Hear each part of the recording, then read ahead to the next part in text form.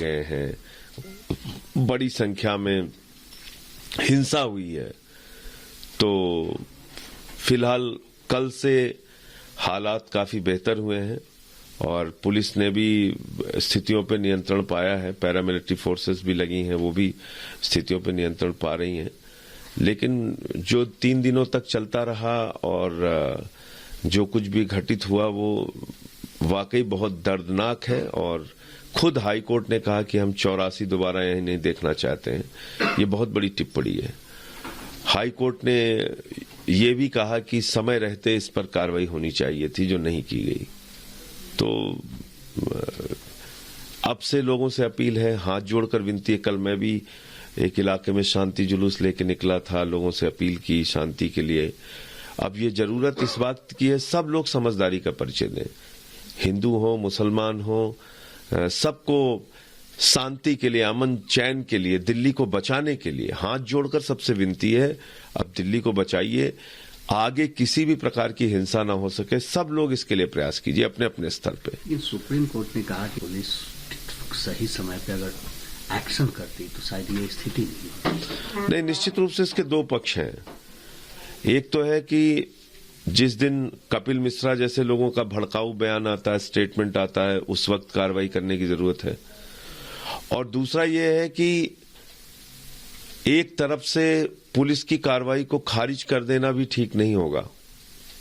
मैं ऐसा व्यक्तिगत तौर पे इसलिए कह रहा हूं कि पिछले 3 दिनों से 3 बजे रात तक, 4 बजे रात तक पुलिस अधिकारियों से मेरी बातचीत हो रही है और बहुत जगहों पे उन्होंने जाके प्रयास किया, लोगों को बचाया।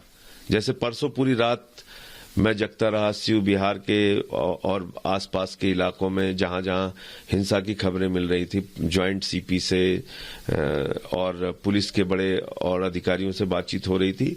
वो लोग जाके मदद करके जितना उन्होंने कोशिश कर सके उन्होंने किया, उनकी भी अपनी एक क्षमता है। हाँ, अगर समय पर कार्रवाई करते ऐसी परिस्थितियां नहीं पैदा होती, इस बात से मैं बिल्कुल 100% सहमत हूं। लेकिन आज कुछ नहीं कर रहे हैं, हाथ पे हाथ धरे बैठे हैं, ये कहना भी गलत होगा, क्योंकि 56 पुलिस वाले घायल हुए हैं, 2 की अगर जान गई है, तो अगर वो कुछ नहीं कर रहे हैं तो उनके ऊपर हमले क्यों हो रहे हैं?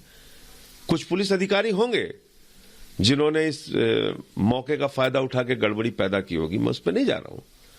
लेकिन जो पिछले 3 दिनों से जिसका गवाह मैं खुद हूं कि जहां जहां पुलिस अधिकारियों को सूचना दी गई, कहा गया, उसमें एक आलोक कुमार ज्वाइंट सीपी हैं, मनीष अग्रवाल जी ज्वाइंट सीपी हैं, रंधावा हैं जो पीआरओ हैं, इन सारे अधिकारियों से लगातार बात होती रही और इन्होंने जहां जहां फोर्स के लिए कहा उसके लिए कहा, उन्होंने उस वक्त पे मदद की।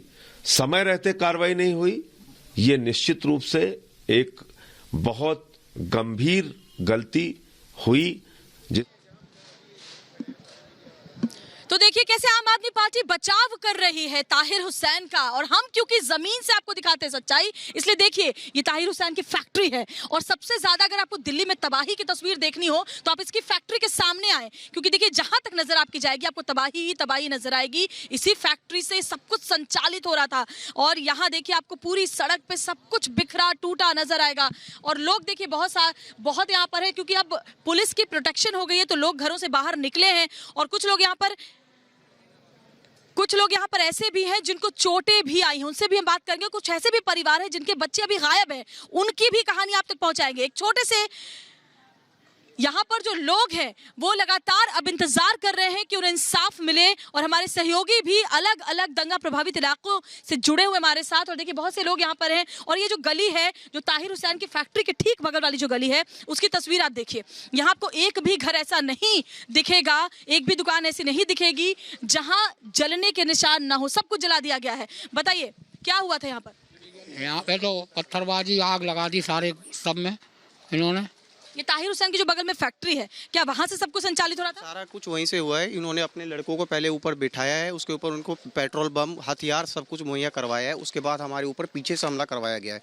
इधर सामने से भी ये पत्थरबाजी कर रहे थे और इधर पीछे भी पत्थरबाजी कर रहे थे। हम अंदर जाने की कोशिश की तो उनको पुलिस की प्रोटेक्शन मिली हुई थी, पुलिस वाले वहाँ से हटने को राजी नहीं थे। तो आप देखिए यहाँ पर जो लोग हैं उनका यही कहना है कि जो फैक्ट्री है 100 मीटर पीछे, वहीं पर ताहिर हुसैन की फैक्ट्री के ऊपर से ये सब कुछ मैनेज किया जा रहा था और पूरी की पूरी साजिश रची गई थी।